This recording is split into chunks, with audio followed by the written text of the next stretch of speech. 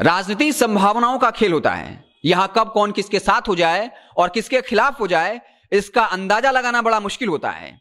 श्याम रजक को लेकर ऐसी खबरें चल रही है कि वो जेडीयू का दामन थाम सकते हैं। ऐसी खबर क्यों चली? क्योंकि उनका एक वीडियो वायरल हुआ जिसमें वो छठवर्तियों के बीच में फलों का वितरण करते हुए दिख रहे हैं। हालांकि वो हर साल ऐसा करते आए हैं, तो ऐसा क्या हुआ कि ये खबर चल पड़ी कि श्याम रजक जेडीयू के पाले में जा सकते हैं, क्योंकि फलों के वितरण के समय उनके साथ जेडीयू के कद्दावर नेता, भवन निर्माण मंत्री नीतीश कुमार के काफी चहेते अशोक चौधरी मौजूद थे। और उससे भी बड़ी बात यह थी, दिलचस्प बात यह थी कि वो जिस झोले में फलों का वितरण कर रहे थे उसमें नीतीश कुमार की तस्वीर थी, जिसके बाद यह खबर तेजी से फैलने लगी। कई मीडिया चैनलों में यह ब्रेकिंग न्यूज बना कि श्याम रजक जेडीयू के पाले में आ गए हैं या आ सकते हैं। हालांकि इस मसले पर जब श्याम रजक से पूछा गया तब उन्होंने साफ तौर पर कहा ऐसा भी तो हो सकता है कि अशोक चौधरी आरजेडी के पाले में आ जाए। उन्होंने कहा कि यह खबर बिल्कुल बेबुनियाद है, बिना किसी आधार के निराधार है। हम आरजेडी में हैं और आरजेडी में रहेंगे। आपको बता दें कि श्याम रजक वही नेता हैं जिन्होंने 2020 के विधानसभा चुनाव के बाद यह साफ तौर पे कहा था, जब अरुणाचल प्रदेश में जेडीयू के 6 विधायकों को भाजपा ने अपने पाले में कर लिया, उस वक्त उन्होंने मीडिया में बयान दिया था कि जेडीयू के 17 विधायक आरजेडी के संपर्क में हैं। वो चाहते हैं कि यह संख्या 25 से 26 हो जाए ताकि उनकी सदस्यता पर कोई आंच ना आए और उसके बाद बिहार में आरजेडी की सरकार बनेगी, महागठबंधन की सरकार बनेगी, तेजस्वी यादव मुख्यमंत्री होंगे। हालांकि जेडीयू ने कहा था कि श्याम रजक भ्रम फैलाने का काम कर रहे हैं। उन्होंने कहा कि अब एनडीए के अंदर नीतीश कुमार की नहीं चल रही है, भाजपा लगातार दबाव बनाने की कोशिश कर रही है। इसलिए जेडीयू के अंदर वो तमाम विधायक जो भाजपा के विचारधारा से इत्तेफाक नहीं रखते हैं वो आरजेडी में आने को बेताब हैं। लेकिन अब देखिए वक्त का पहिया घूम गया है। खबर यह चल रही है कि श्याम रजक जेडीयू में शामिल हो सकते हैं। हालांकि श्याम रजक ने भले ही इसे खारिज कर दिया हो, लेकिन सवाल तो उठेंगे। सवाल उठेगा कि आखिर श्याम रजक अशोक चौधरी के साथ क्यों फलों का वितरण कर रहे थे? जिस झोले में वो फलों का वितरण कर रहे थे उसमें नीतीश कुमार की तस्वीर थी। और राजनीति में टाइमिंग का अपना महत्व होता है। 2 विधानसभा जहां उपचुनाव हुए हैं वहां आरजेडी की हार हुई है।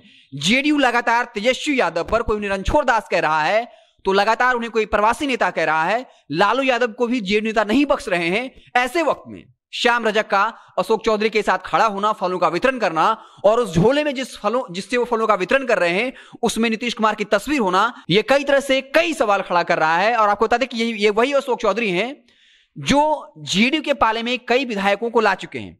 2020 का विधानसभा चुनाव परिणाम आपको याद होगा, जहां जेडीयू को मात्र 43 सीटें मिली थी, लेकिन उसके बाद बीएसपी के टिकट पर चुनाव लड़ने वाले जमा खान की मुलाकात अशोक चौधरी से हुई और उसके बाद उन्होंने जेडीयू का दामन थाम लिया और उसे बाकायदा मंत्री बना दिया गया।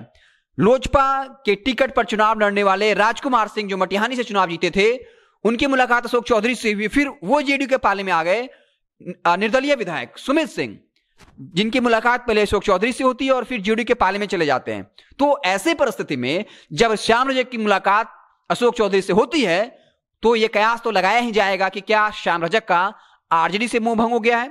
आपको बता दें कि श्याम रजक जब जेडीयू के पाले से बाहर आकर के आरजेडी के खेमे में आए थे, उसके बाद उनके टिकट पर चुनाव नहीं लड़ाया गया था और फिर खबर यह थी कि उन्हें एमएलसी बनाया जा सकता है और आने वाले वक्त में एमएलसी का चुनाव भी है। तो हो सकता है श्याम रजक की पॉलिटिकल प्रेशर बनाने के लिए कर रहे हो, क्योंकि श्याम रजक को आरजेडी में काफी महत्व मिल रहा है। आप याद करिए, जब तेजस्वी यादव पश्चिम बंगाल ममता बनर्जी से मुलाकात करने पहुंचे थे, उसके पहले श्याम रजक अब्दुल वारी सिद्दीकी को तेजस्वी यादव का दूत बनाकर भेजा गया था।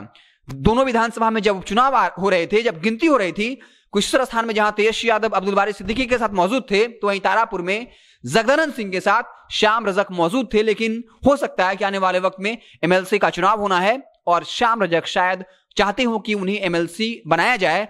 इसके अलावा अगर अशोक चौधरी की भी बात कर लें, जो श्याम रजक ने कहा है कि हो सकता है कि अशोक चौधरी आरजेडी के खेमे में आ जाएं और राजनीतिक संभावनाओं का खेल होता है। अशोक चौधरी के बारे में ये बातें भी कही जा रही हैं कि ललन सिंह के राष्ट्रीय अध्यक्ष बनने से पहले, उपेंद्र कुशवाहा के जेडीयू में आने से पहले हर वक्त नीतीश कुमार के बगल में बाएं दाएं अशोक चौधरी दिखते थे।